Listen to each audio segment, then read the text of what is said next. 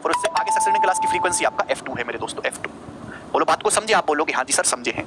Okay, अब मेरे दोस्त formula L plus F1 minus F0 upon twice upon 2F1 12 और F0 F2 घटाएंगे तो 5 5 10 इंटू H कितना भी यहाँ पे 10 का गैप है, तो H जो है क्लास इंटरवल का जो साइज है वो 10 है, 10।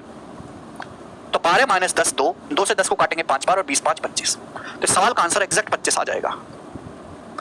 मीन का मतलब बेसिकली देसी भाषा में होता है एवरेज यानी कि औसत। Mean is the average of all the numbers in given data. आपके पास कुछ संख्याएं दी हैं, आपको उनका एवरेज या फिर मीन निकालना है। तो आप कैसे निकालेंगे कि जितने भी डाटा, जितनी भी संख्या आपको दी हैं, जितने भी ऑब्जर्वेशंस आपको दिए हैं, आप उन सभी को जोड़ लो। कितने डाटा हैं upon total number of adding the number and divided by the sum of total number of. क्या करना है, पांचों संख्याओं को आप ऐड करो। 56 वह कितने 5 संख्या है तो 5 से डिवाइड कर देंगे। बताओ जोड़ने पर क्या आएगा, 75। तो 315 है जोड़ने पर, इसका जो मीन है वो 63 है। समझ में आया? आप बोलोगे हाँ जी सर बिल्कुल सही समझ में आया, कोई भी परेशानी इसमें नहीं है। तो मीन कितना आया है, संख्याएं हैं उससे भाग कर दो, 5 संख्या तो 5 से भाग किया। चलो बोलते हैं डेविएशन मेथड, कि आप किसी भी बड़ी से बड़ी कैलकुलेशन का आसानी से मीन निकाल सकते हो, वो भी कम से कम समय में। देखो मीन का मतलब है एवरेज यानी कि औसत मेरे प्यारे भाई।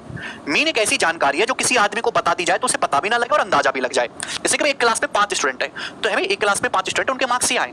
अब आप जो प्रिंसिपल को जाके बताओगे कि एक लौंडा 56 है, एक के 57 है, एक के 59 है, एक के 68, एक के 75, तो प्रिंसिपल भी निकालेगा, जूता से मारेगा आपको। क्यों? क्योंकि भाई आप प्रिंसिपल को इतनी जानकारी दो ना, भाई हमारी क्लास का रिजल्ट है एवरेज 63 है, 63 मार्क्स एवरेज आ रहे लड़कों के, ठीक है भाई, तो प्रिंसिपल भी खुश।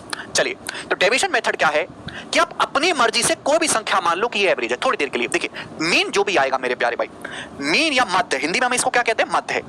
मध्य या औसत जो भी आएगा वो हमेशा मिनिमम और मैक्सिमम के वैल्यू के बीच में होगा। न्यूनतम संख्या कौन सी यहाँ पर 56, अधिकतम संख्या कितनी 75, इनके बीच में ही कहीं ना कहीं आएगा। तो आप अपनी मर्जी से कुछ भी मान लो जो आपको पसंद आए। तो मैंने मान लिया कि इन पांचों संख्याओं का जो मीन है वो 60 है। मैंने मान लिया इन पांचों संख्याओं का जो मीन है मेरे प्यारे भाई वो 60 है मेरे दोस्तों। क्या है, 60। समझ में आया? आप बोलोगे हाँ जी सर कि इन पांचों संख्याओं का जो मीन है वो 60 है।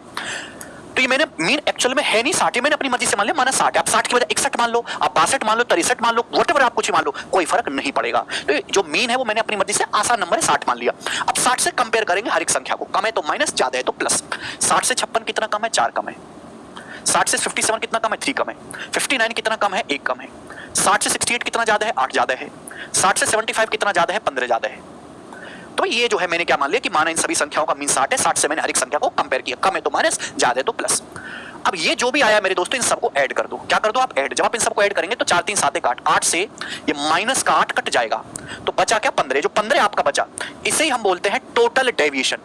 कि भाई हमने कोई संख्या मान ली मेरे प्यारे भाई, ठीक है बच्चे, 60, और 60 से हर एक संख्या को कंपेयर किया, कंपेयर करने पर 60 से जो डेविएशन आया है इन नंबर का टोटल वो 15 है।